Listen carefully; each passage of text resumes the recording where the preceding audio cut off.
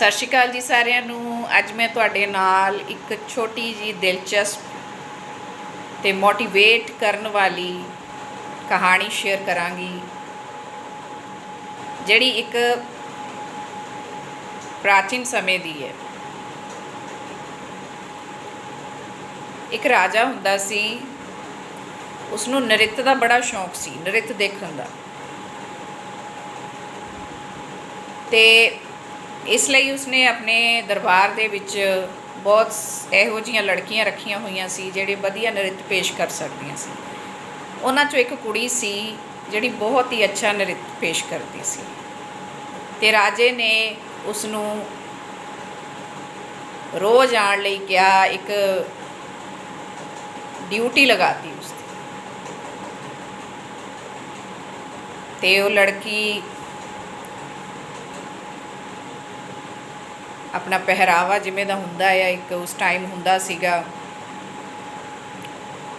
बालों च गजरे सजा के, पैरों च घुंघरू पा के, वो जिहड़ा भी हुंदा सीगा उस टाइम वो करके राजे के दरबार विच पहुँच जाती सी।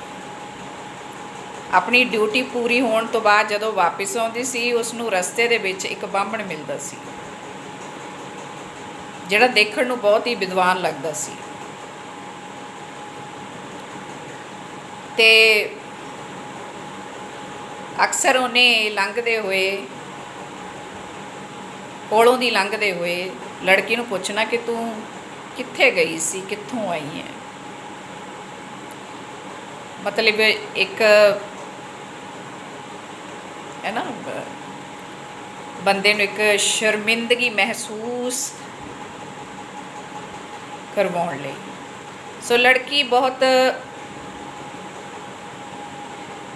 शर्मिंदगी महसूस करती सी ते चुपचाप कोलों लंघ जाती सी। घरे जाके बड़ा दुखी हुंदी सी, कई बार रोंदी भी सी। एवें कई दिन चलदा रहा। उहदा एक क्वेश्चन हुंदा सी ते ओ कोई जवाब नहीं सी दिंदी। बड़ी दुखी होके वो घर नूं आ जाती सी। वो रब नूं बड़ा मनदी सी, रोज़ धूप बत्ती करदी सी ते बड़े नेक दिल हिरदे वाली सी। एक दिन पूजा करते हुए उन्हें बड़े दुखी मन नाल परमात्मा नूं पुछया कि मैनूं रस्ते दे विच एक पंडित जी मिलते ने, वो मेरे कोलों एक गल दा जवाब मंगते हैं पर मेरे कोल कोई जवाब नहीं हुंदा। ते उस दिन उसनूं उसका जवाब मिल गया।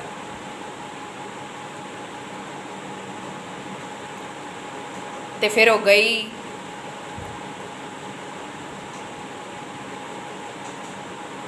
फिर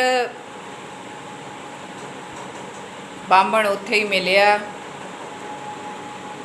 ते फिर उन्हें पूछया कि तू कित्थे गई सी, की करन गई सी। ते उस दिन फिर वो रुक गई। कहंदी की कहंदी है, कहंदी विद्वान जी, पंडित जी, तुसी पहरावा बहुत सोहना पाया होया है ते तुसी देख के लगदे हो कि तुसी बड़े विद्वान। ते पंडित नूं बड़ा माण महसूस होया। वो कहंदा हाँ। कहनी जिमें मैं तुहानूं देख के अंदाज़ा ला सकती हाँ भी तुसी कोई विद्वान हो। कहनी तुहानूं मेरे कपड़े, मेरे बालों दे विच सजाए हुए गजरे, मेरे पैरों दे विच पाए हुए घुंघरू देख के अंदाज़ा तो लग ही जाता होगा भी मैं कित्थे गई सी ते की करन गई सी।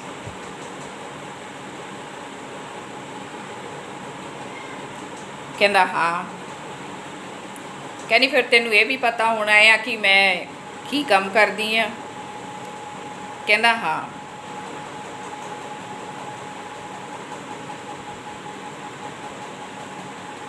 कहनी मेरा तो दिखदा है पंडित जी भी मैं की काम करदी हाँ, मेरी तो सच्चाई दिखदी है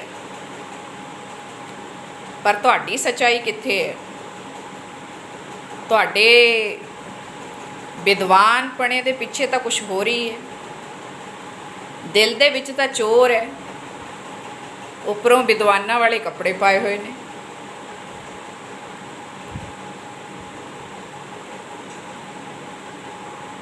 ਤੇ ਉਸ ਦਿਨ ਪੰਡਿਤ ਨੂੰ ਫਿਰ ਉਹਨੇ ਜਵਾਬ ਦਿੱਤਾ, ਜੋ ਸੁਣ ਕੇ ਪੰਡਿਤ ਬੜਾ ਹੈਰਾਨ ਹੋਇਆ।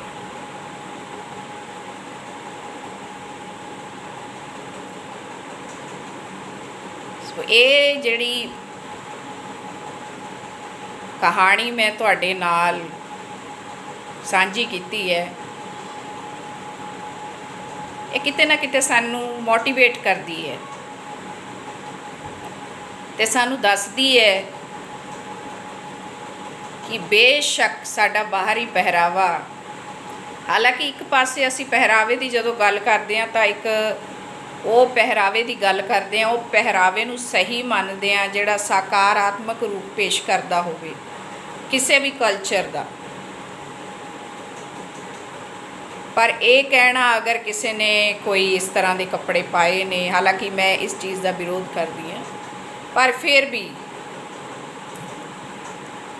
ਜੇ ਅਸੀਂ ਕਹੀਏ ਕਿ ਇਹਦੀ ਬਾਹਰੋਂ ਜਿਹੜੀ ਇਹ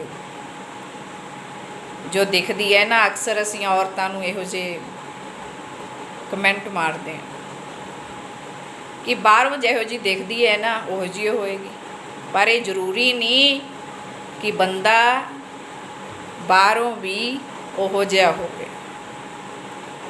ਪੇਸ਼ਾ ਕੋਈ ਵੀ ਹੋ ਸਕਦਾ ਆ,